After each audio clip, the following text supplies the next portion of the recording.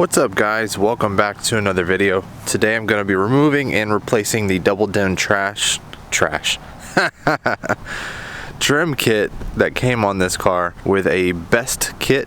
That's the name of the kit. I'll link everything in the description below.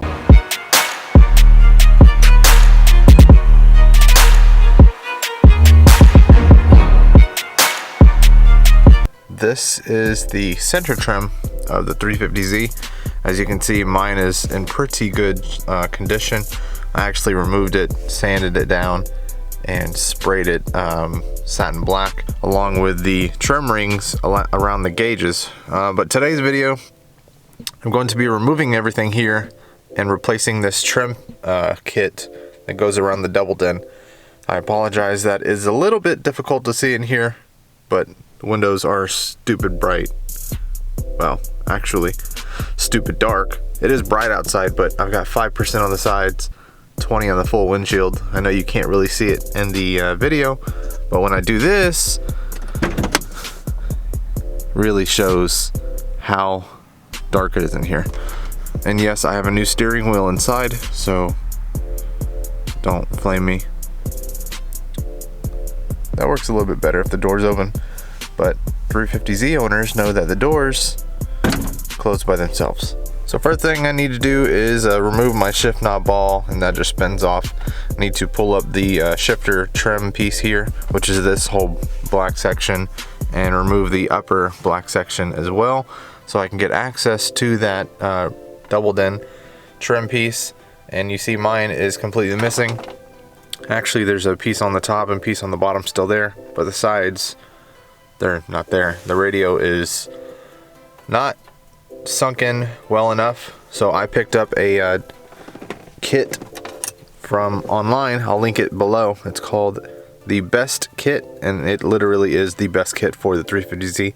As you guys can see, well, you will see in a little bit that the dash itself here has a little bit of a curve to it on both sides, more so on the top than the bottom, but they really did some R&D when they made this kit so they could help out 350Z owners, so it looks flush and like it belongs. With the dash trim removed, you guys can see that, trying to brighten this up a little bit.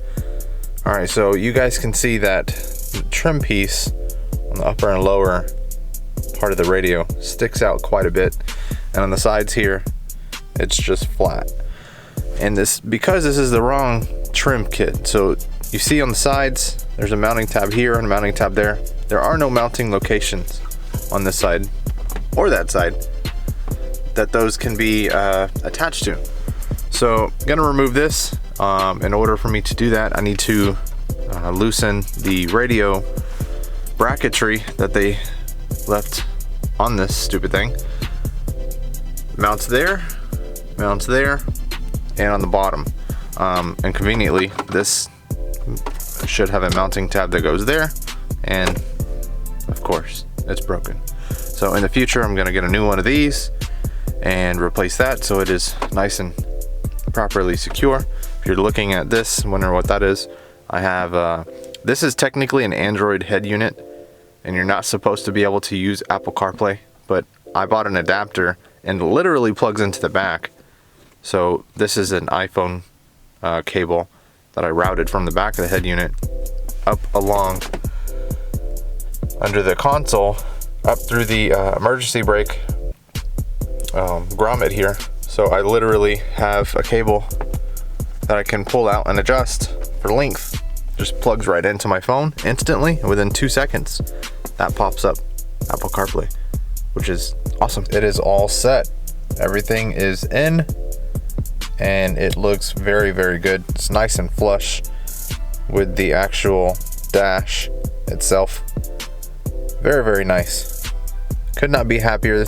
I will drop the link below where I purchased this at if you guys are interested in buying this. Yeah, this looks really nice. The fit and finish is perfect. Exactly what I wanted. Thanks for watching this video. See you guys on the next one. Make sure to drop a like, comment below, hit that subscribe button. See you guys on the next one.